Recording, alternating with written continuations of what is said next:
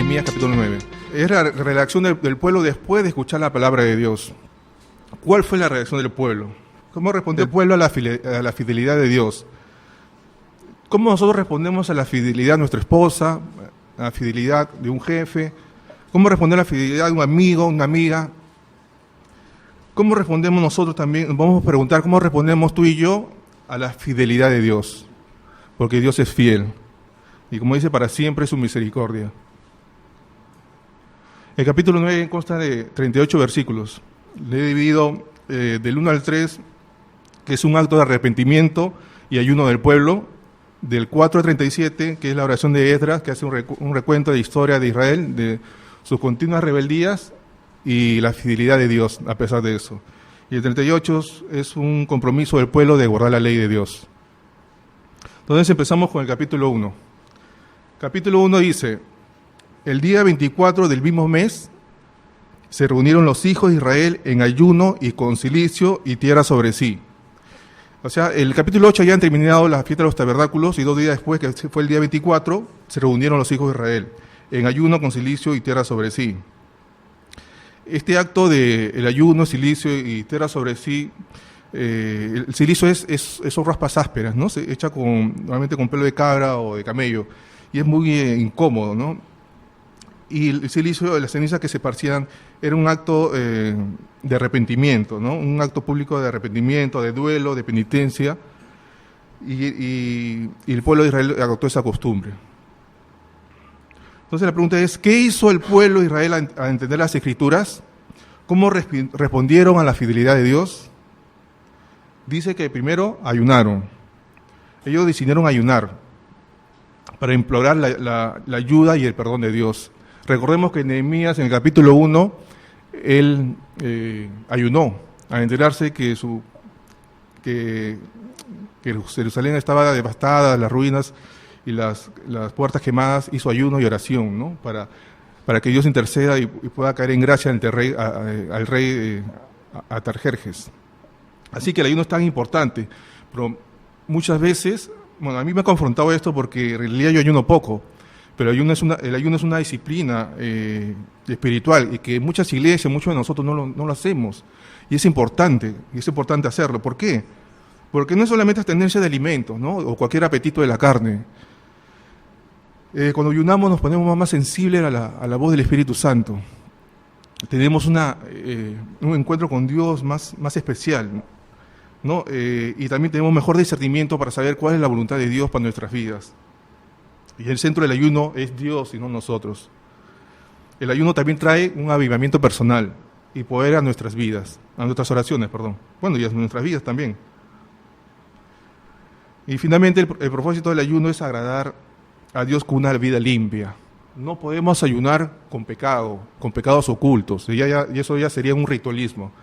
Tenemos que ayunar limpios para agradar a Dios, y eso debe ser parte de nuestra vida espiritual, el ayuno. Bueno, aquí la vez pasada hicimos un ayuno a los hombres, y yo los invito a practicar el ayuno, ¿no? Les invito a tener un encuentro con Dios genuino, ¿no? A escuchar la voz del Espíritu Santo, la guía del Espíritu Santo.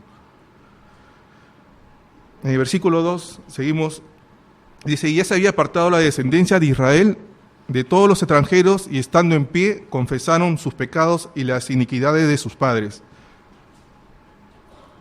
Entonces este versículo 2, como que no tengo mucha información. ¿De quiénes se apartaron? De todos los extranjeros. ¿Y quiénes fueron estos extranjeros? Eso lo vemos en Esdras capítulo 9. Que estos extranjeros, lamentablemente el pueblo había hecho yugo desigual. Dios había prohibido que su pueblo se casase o se emparentaran con extranjeros, ¿no? Con los gentiles, pero ellos lo hicieron.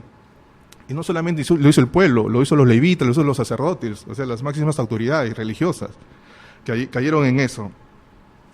Pero ellos se apartaron. ¿Por qué? Porque escucharon la palabra de Dios.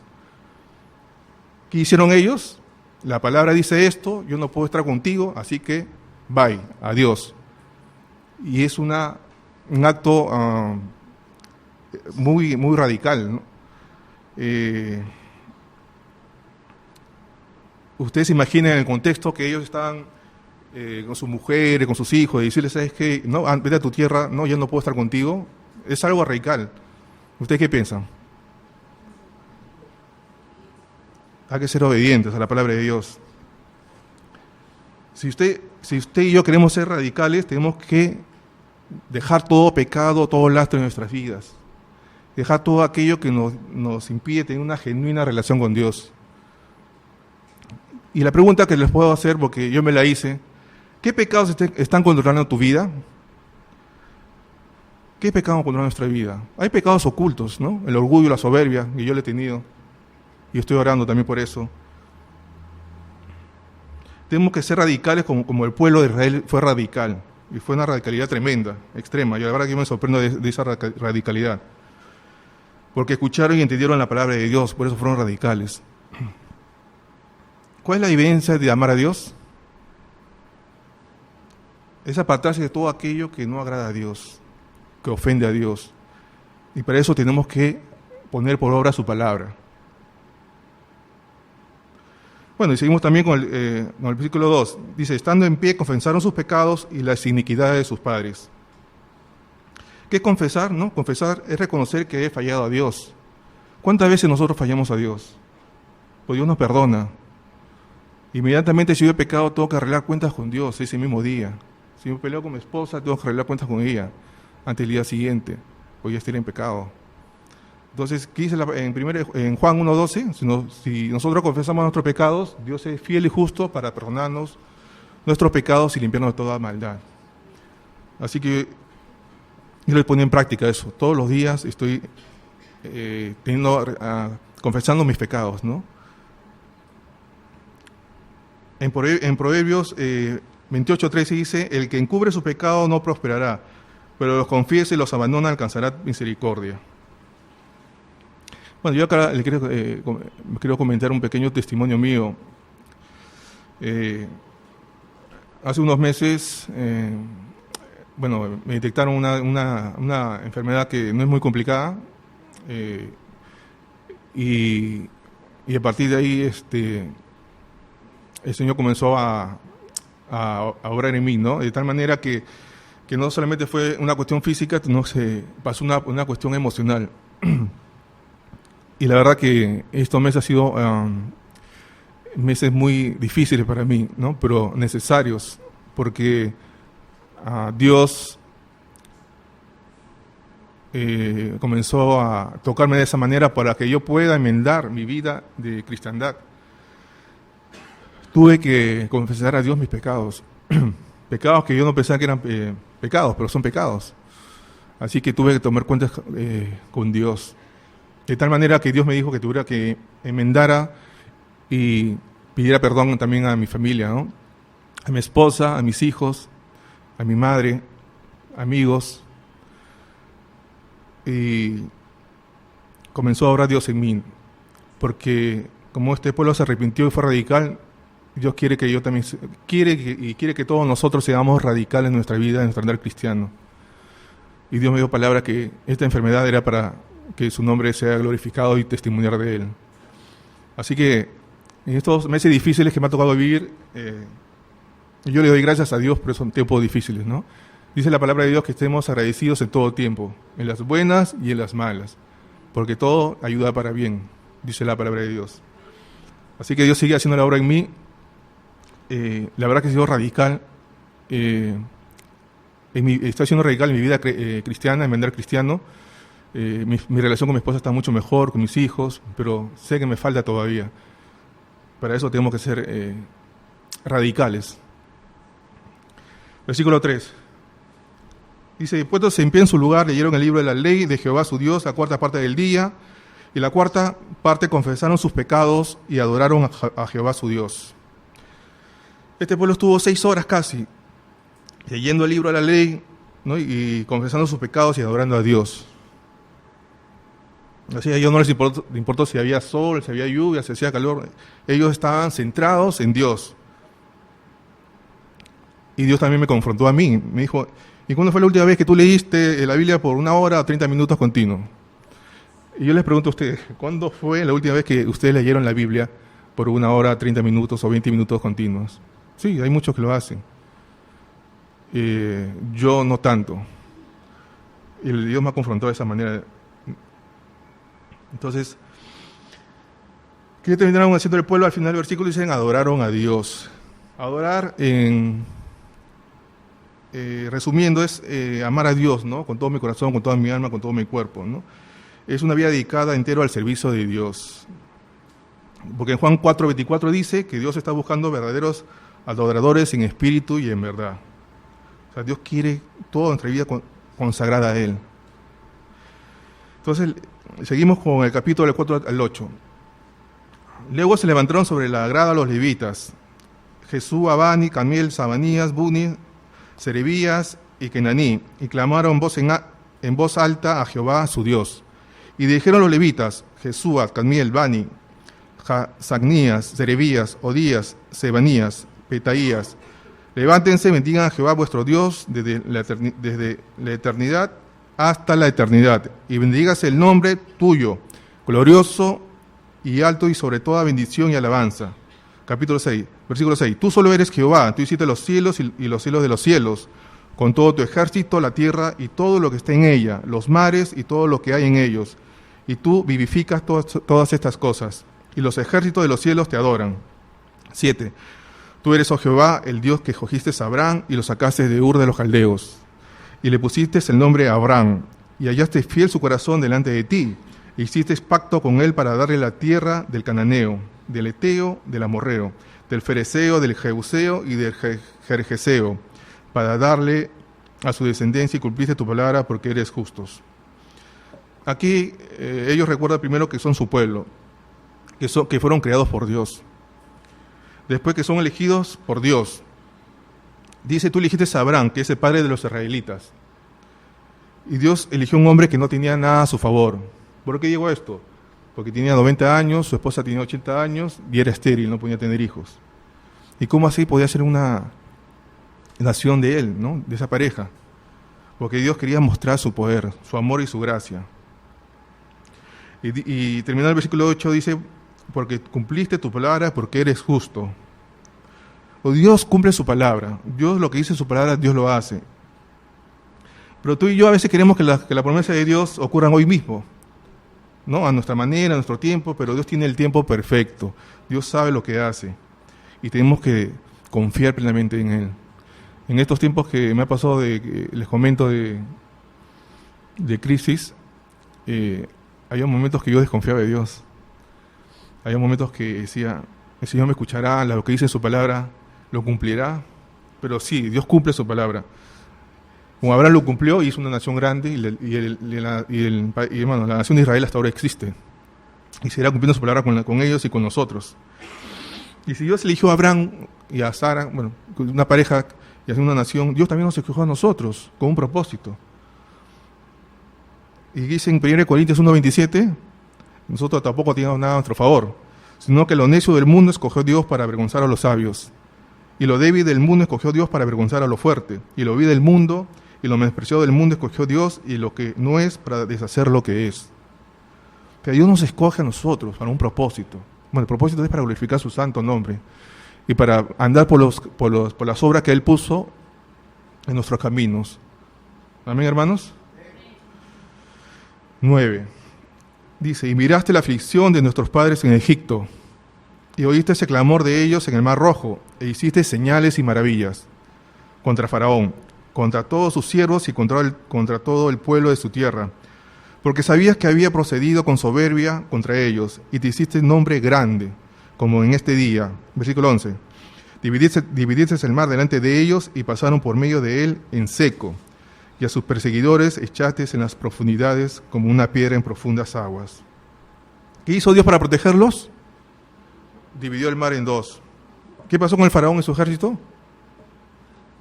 Es que se ahogaron, ¿no? Al fondo del mar. Dice, hay ocasiones en que Dios nos ha liberado cuando estamos entre la espada y la pared.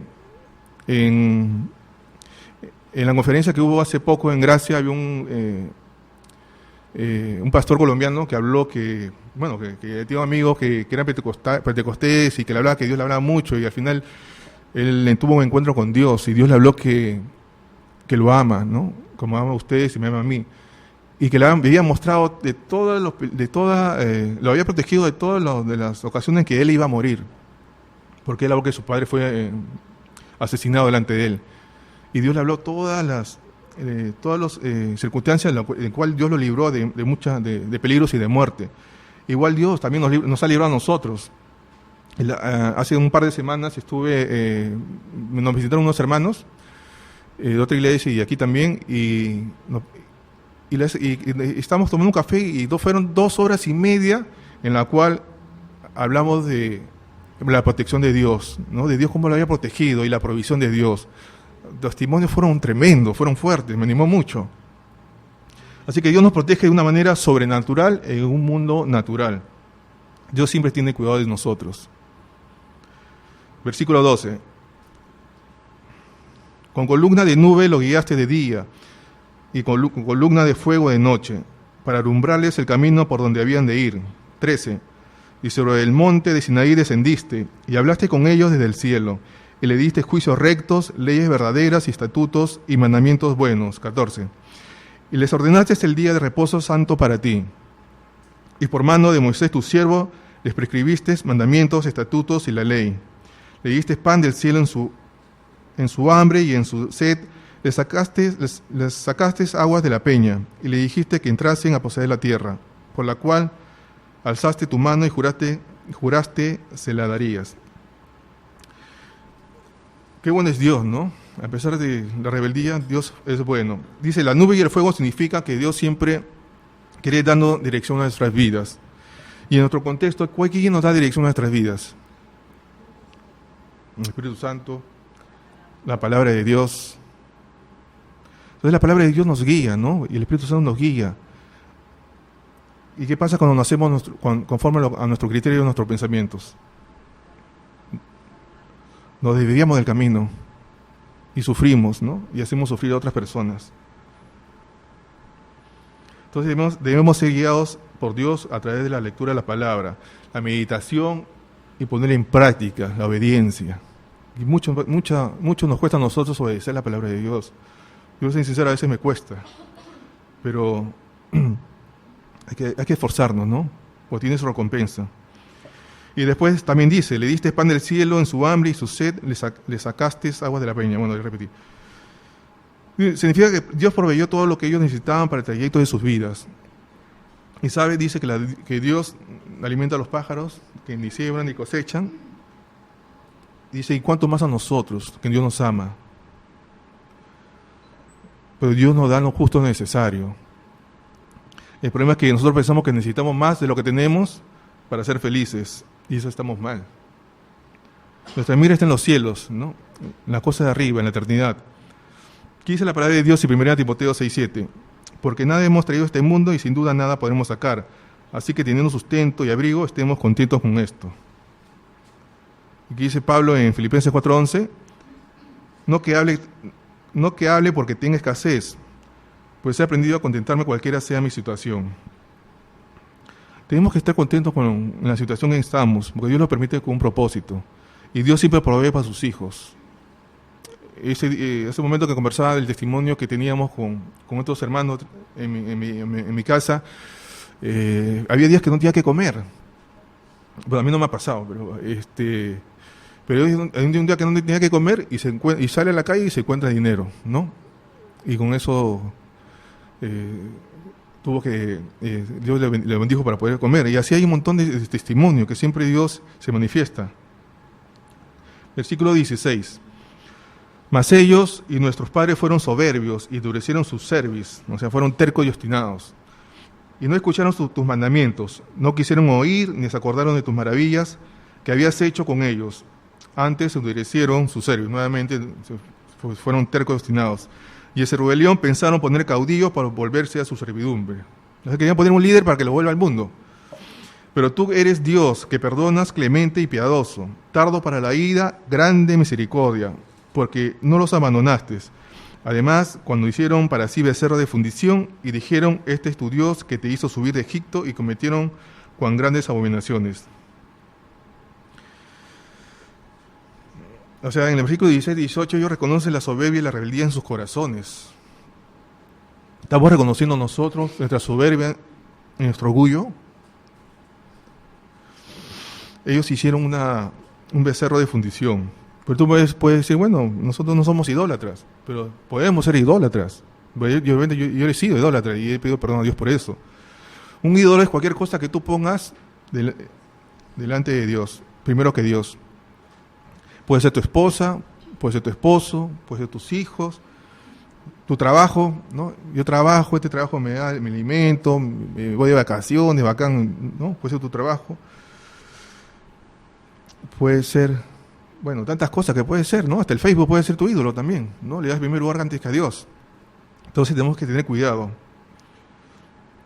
Si usted quiere conocer la espiritualidad de una persona, de una familia, de una iglesia, va a ser el primero si estas personas quieren ser instruidos por la palabra de Dios, ¿no?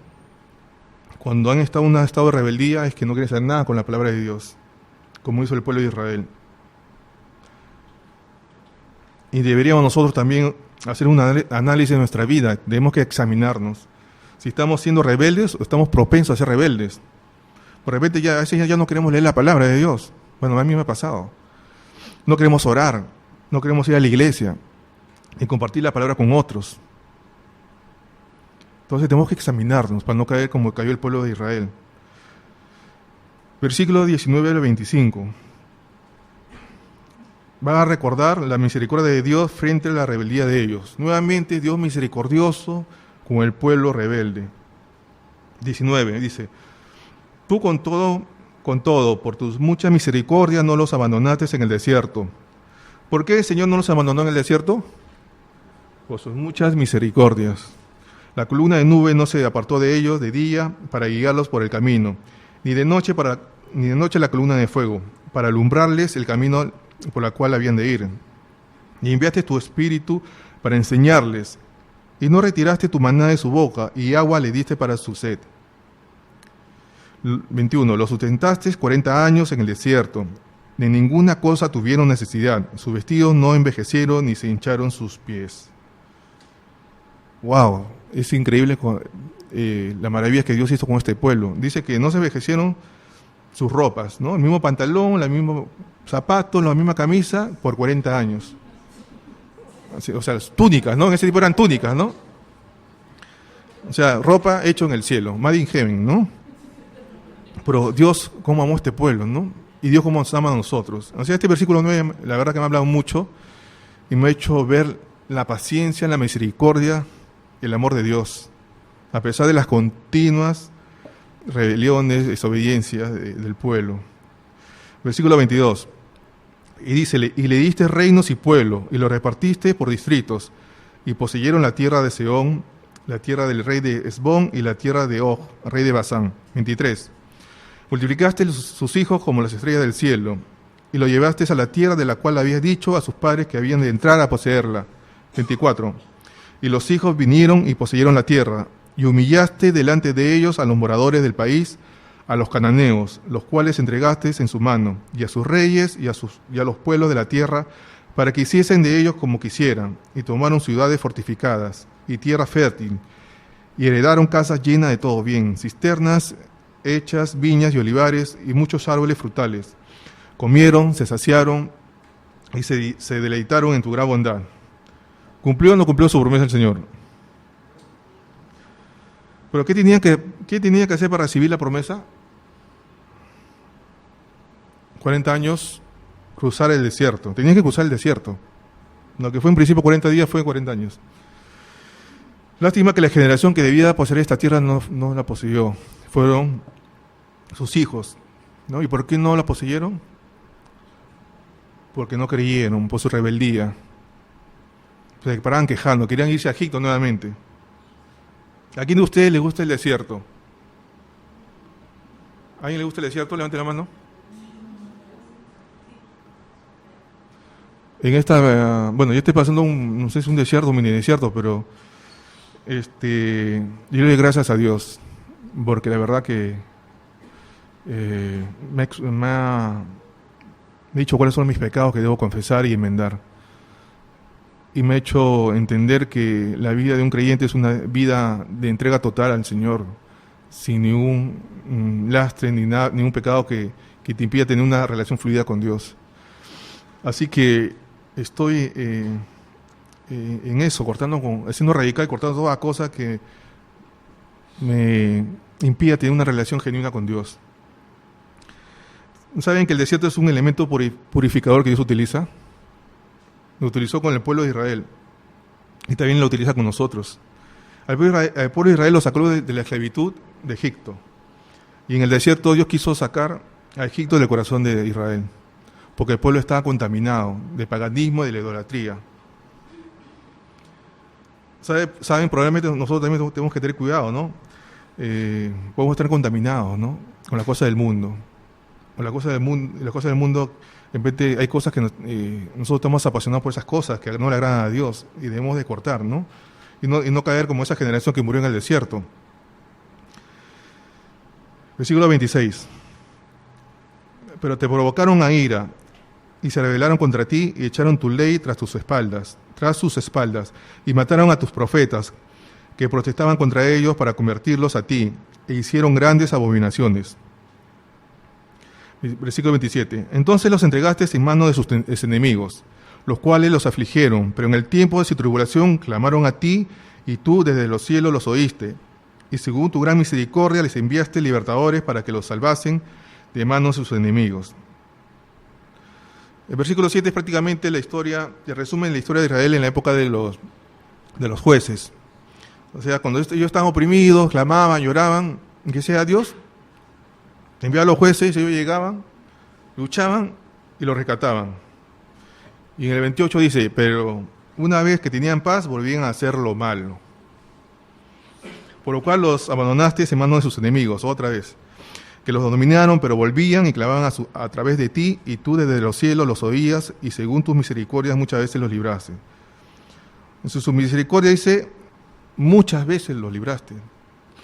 Hablan del gran amor de Dios, de la paciencia de Dios.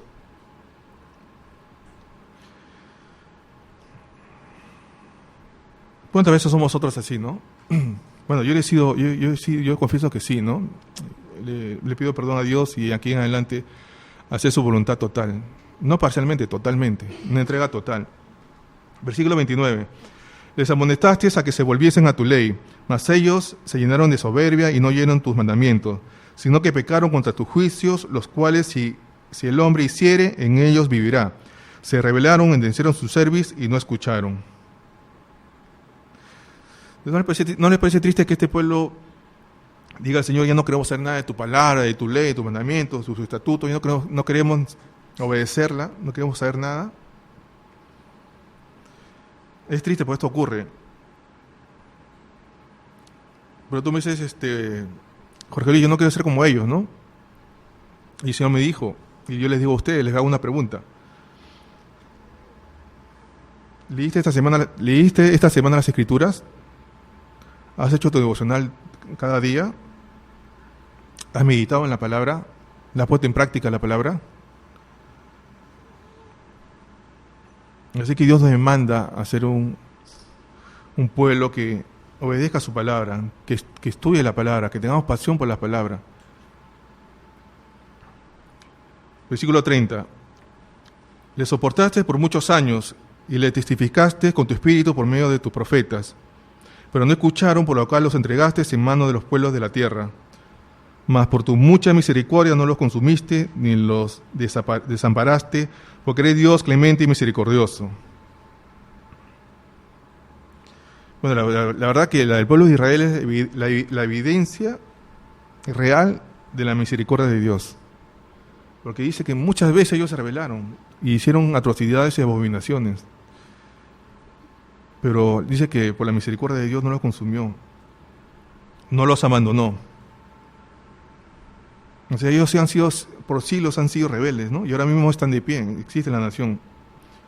Ellos reconocen que Dios es fiel, y este versículo me puso a pensar que si Dios es tan paciente con ellos, ¿también será paciente conmigo?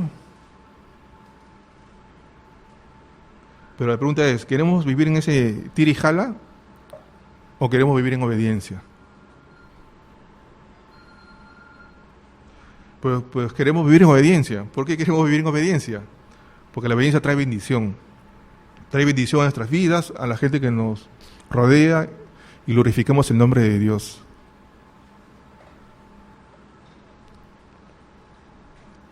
Versículo 32.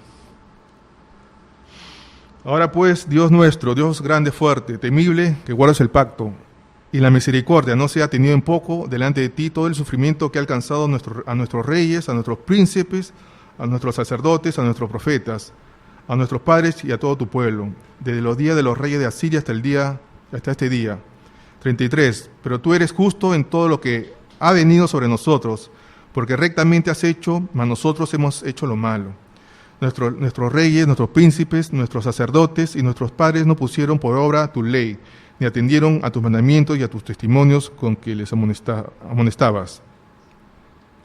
Un común denominador de los reyes de Israel es cuando tú abres el libro de Crónicas o de Reyes, empieza de esta manera, ¿no? Hicieron lo malo ante los ojos, o hicieron lo bueno ante los ojos del Señor, pero se apartaron de esto. Si tú hablas, es un común denominador lo que pasa. Y es decir, como que el pastor enseña bien la palabra y pega a sus hijos, pega a su esposa, ¿no? O como un anciano da un excelente consejo, pero no paga impuestos, o no educa bien a sus hijos. Y eso nos deja como tibios.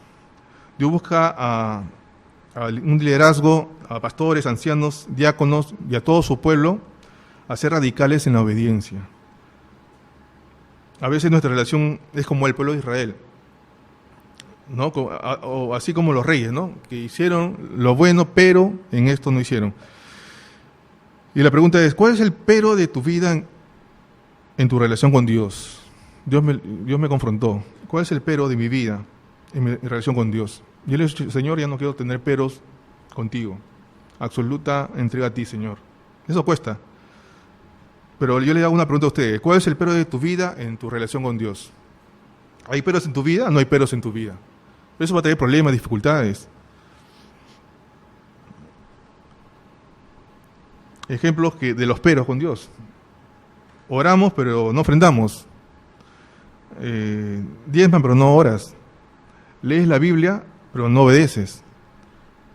Vienes a la iglesia, pero no evangelizas, ¿no? Evangeliza, pero no amas. ¿Cuál es el pero de nuestras vidas? Debemos erradicar los peros de nuestras vidas. Eso no nos va a llevar a nada bueno. Tenemos, como les repito, una entrega absoluta. Y el libro de capítulo 9, el pueblo se arrepintió totalmente. No fueron radicales, despojándose de su parentesco con los extranjeros, escuchando la palabra, adorando a Dios, confesando sus pecados. 35. Y ellos en su reino y en tu mucho bien que les diste, y en la tierra espaciosa y fértil que entregaste delante de ellos, no te sirvieron ni se convirtieron de tus malas obras.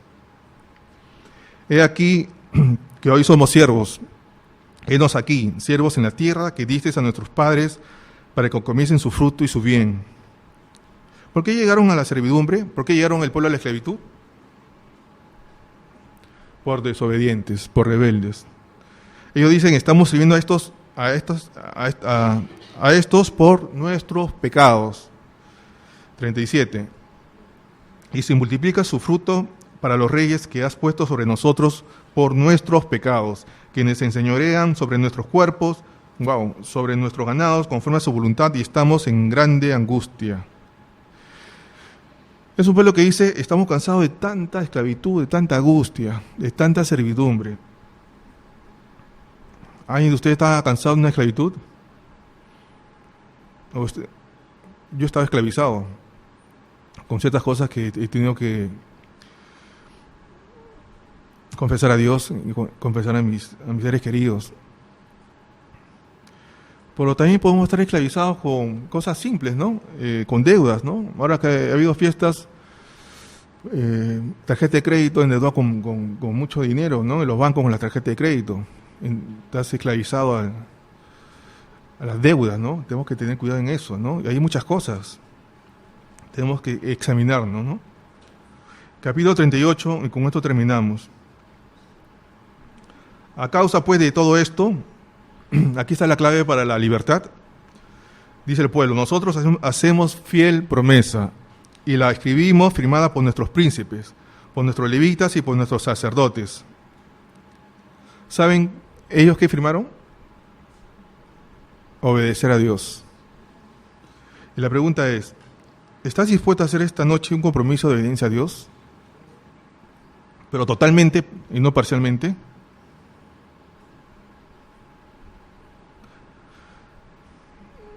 La verdad que yo los animo, ¿no?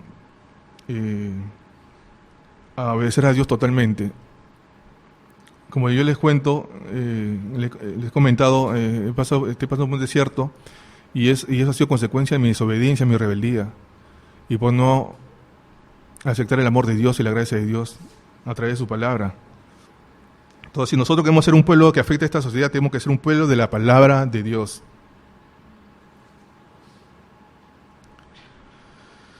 Entonces les animo a hacer ese compromiso, ¿no? De obedecer a Dios, una obediencia total.